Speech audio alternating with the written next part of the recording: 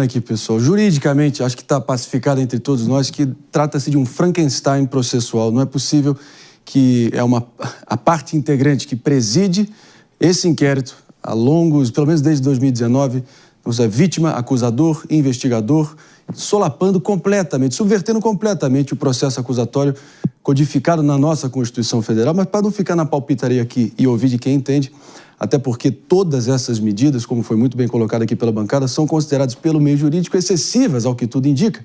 Para seguir essa discussão, proponho que a gente converse agora com o professor de Direito Constitucional, Gustavo Sampaio, para entender o que está na Constituição, afinal de contas, e o que não está sobre as decisões impostas contra o ex-presidente Jair Bolsonaro. Bom dia, doutor. Obrigado pela presença. Esclarece para a gente aqui, não abre alas, e a gente segue destrinchando ponto a ponto. Bom dia.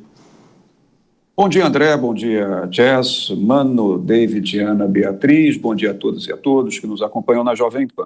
Nem só na Constituição, né, André? Nós estamos falando do arcabouço jurídico como um todo. A Constituição estabelece princípios, estabelece muitas regras, mas abaixo da Constituição nós temos um sistema processual penal, o Código de Processo Penal, leis processuais penais, que cuidam tanto do processamento dos crimes no Poder Judiciário quanto da fase da investigação feita pelas polícias encarregadas da investigação, que são, no Estado, a Polícia Civil, e na União Federal, a Polícia Federal, basicamente.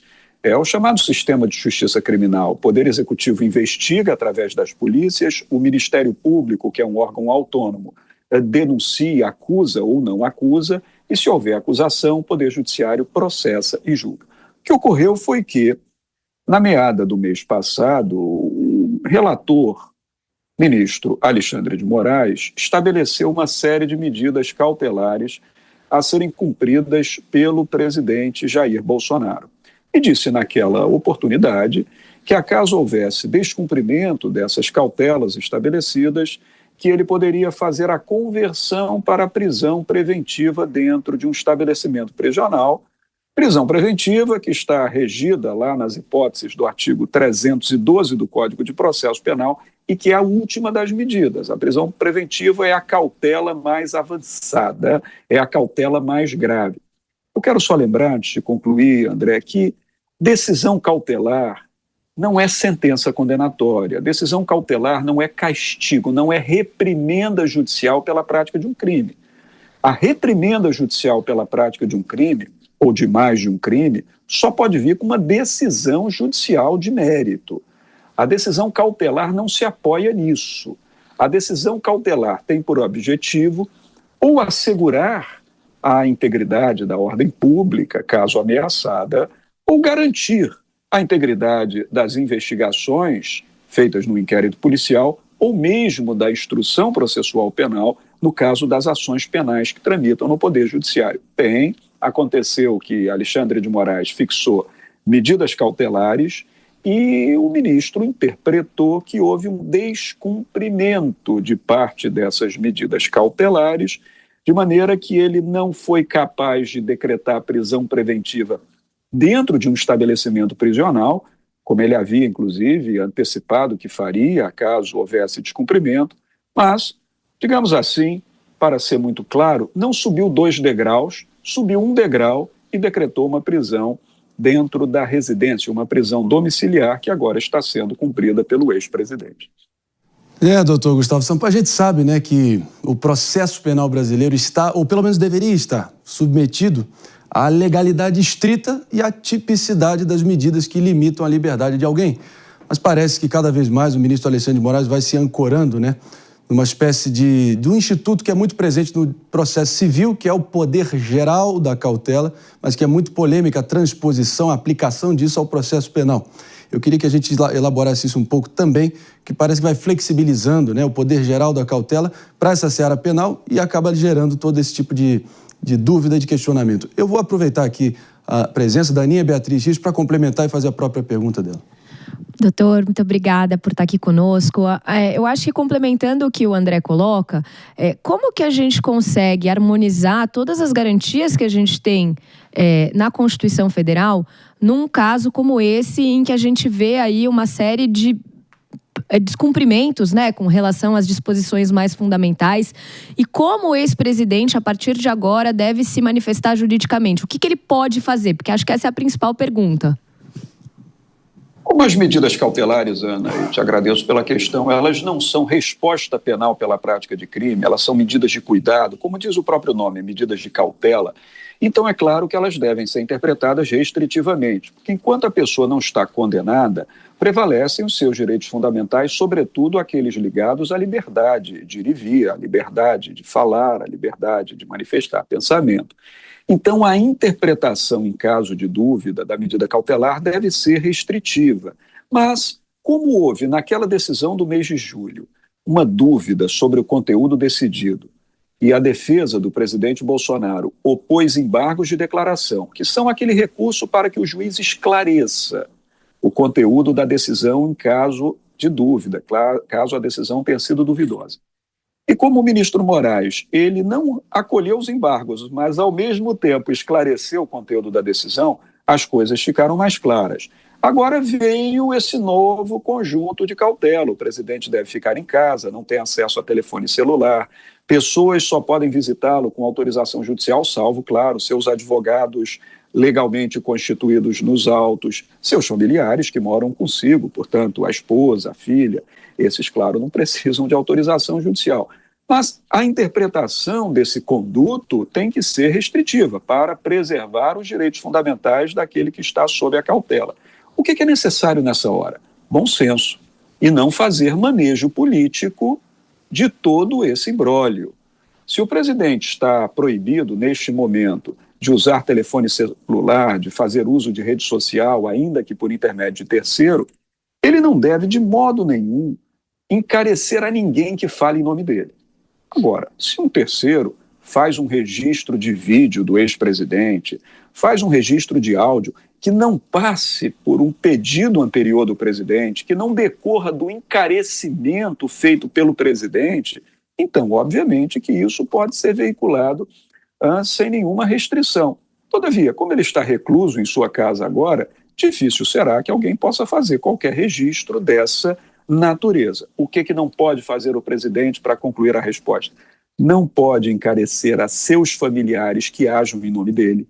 Ele deve deixar que seus familiares tenham sua vida regular, até porque não são os familiares que estão sob a cautela, quem está sob a medida cautelar é ele. Ele não deve encarecer a terceiros, nem a seus filhos que falem em nome dele, em momento nenhum, para que a decisão cautelar seja cumprida. E aqui eu não estou discorrendo sobre a decisão cautelar, se concorda ou se discorda, se é boa ou se não é boa. Eu estou falando do que está posto pelo ministro Alexandre de Moraes.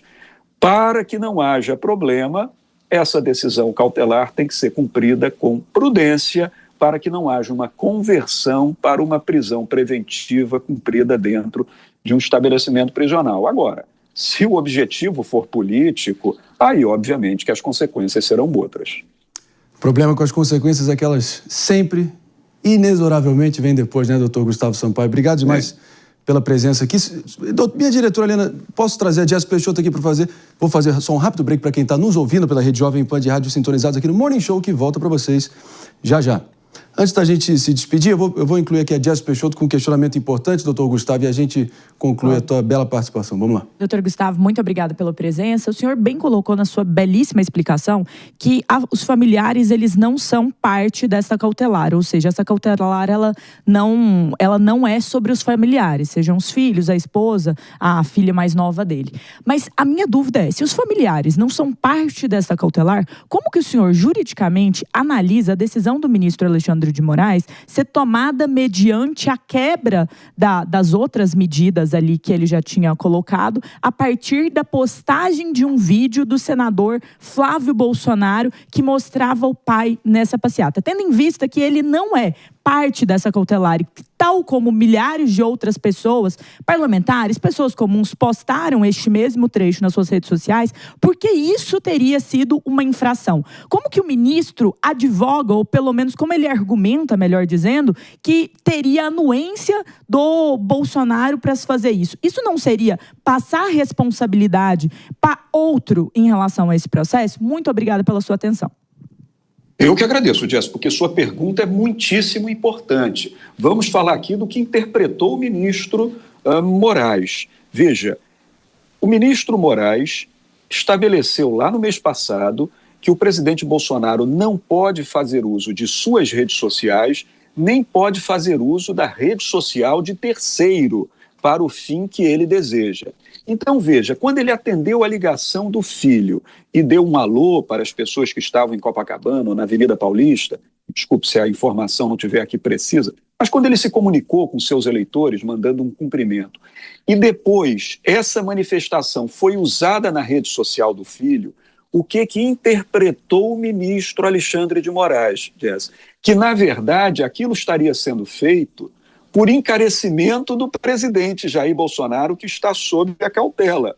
Tanto, disse o ministro Moraes, que o filho, que é senador da República, aqui pelo estado do Rio de Janeiro, meu estado, ele teria publicado na rede social e apagado depois, o que, segundo Moraes, teria demonstrado que o próprio filho teria entendido que ele não poderia ter feito aquilo sob o pedido do presidente Jair Bolsonaro. Então, é claro, se Bolsonaro teve, digamos, arbitrando aqui 60 milhões de eleitores, é evidente que ele não tem como controlar 60 milhões de pessoas que estão livres para fazer a publicação que quiserem nas redes sociais.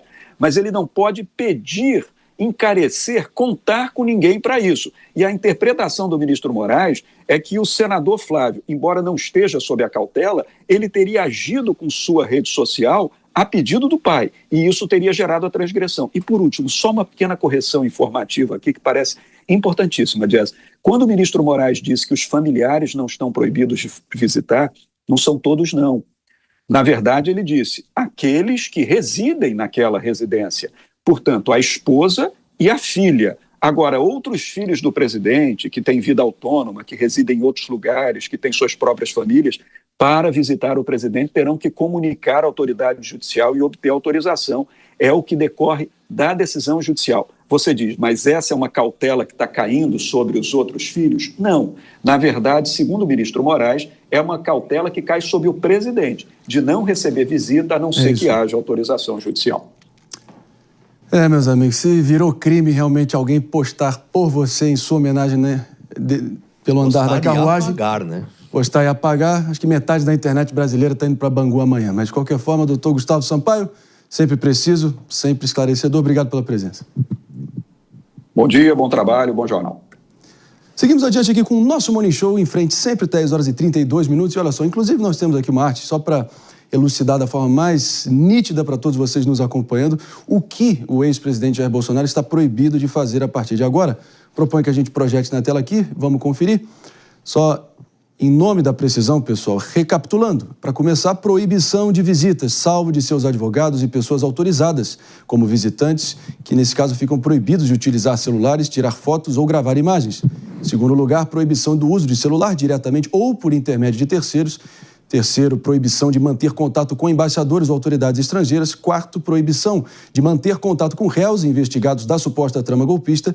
Quinto, proibição de utilização de redes sociais diretamente ou por intermédio de terceiros. E de o descumprimento, naturalmente, implicará na decretação imediata da prisão preventiva, pessoal.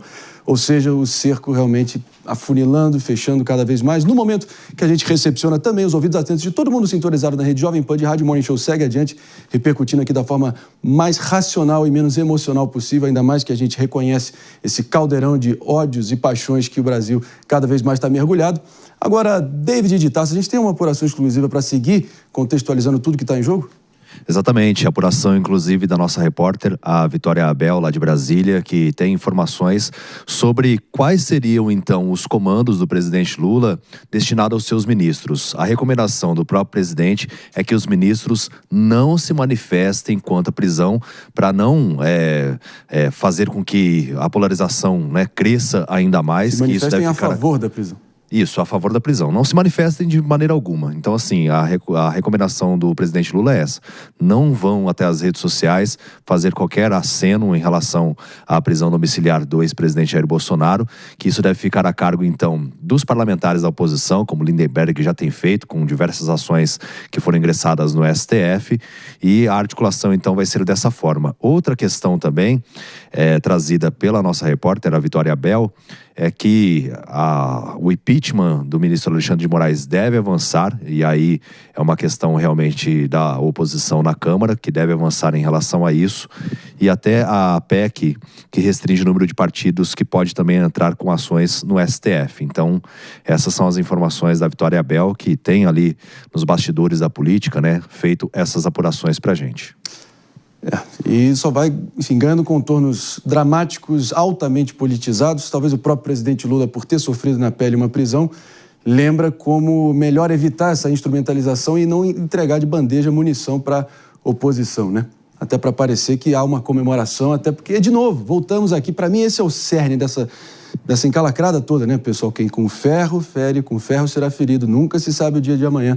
Pelo menos o presidente Lula parece lembrar do dia de ontem. Não, mas não é por isso. Provavelmente a razão aí é a governabilidade. O Congresso acabou de retomar. Então, assim, ele precisa de panos quentes no momento em que a tensão política é gigante. Justo. Então, como que ele vai aprovar questões importantes para a pauta do partido dele no ano que vem nas eleições, na situação atual? O União Brasil já anunciando o desembarque na próxima semana. Não, União eu acho. Progressista agora. União Progressista. Repare bem. Tem uma outra questão que é a seguinte, né? Nas últimas semanas a gente tem visto uma série de questões acontecendo extremamente relevantes e que tem feito a opinião pública mudar muito rapidamente. Então eu acho que esse tom de cautela também se deve com relação a isso. Porque se quando o tarifaço apareceu, isso foi como um presente para a narrativa do governo Lula, por assim dizer, tudo que está acontecendo com esse presidente Jair Bolsonaro acaba refortalecendo a direita, a oposição, por conta dessas arbitrariedades. Então o presidente Lula, ele adota esse tom de cautela também porque ele sabe que a opinião pública nesse momento é muito maleável e ele não pode perder qualquer tipo de apoio. E em meio a tudo isso, a gente tem o Trump com um canhão apontado pra gente, né? Meus amigos. Lembrando que o próprio presidente Lula chegou a conceder 2 entrevistas durante o cárcere, né, para a jornalista Mônica Bergamo e também para o Kennedy Alencar. Chegou a enviar várias cartas e mensagens via aliados e amigos durante aquele período todo. Então, de novo. Sim. Mas também teve entrevistas negadas naquela época. Viu? Não, sem dúvida alguma. Inclusive o ministro Mas o fato é que houve entrevistas. Mas bem lembrado que também não é que foi tudo concedido de bandeja. Mas não deixa de ser um comparativo e acirrar esse contraste na cabeça dos opositores, de momento, né? 10h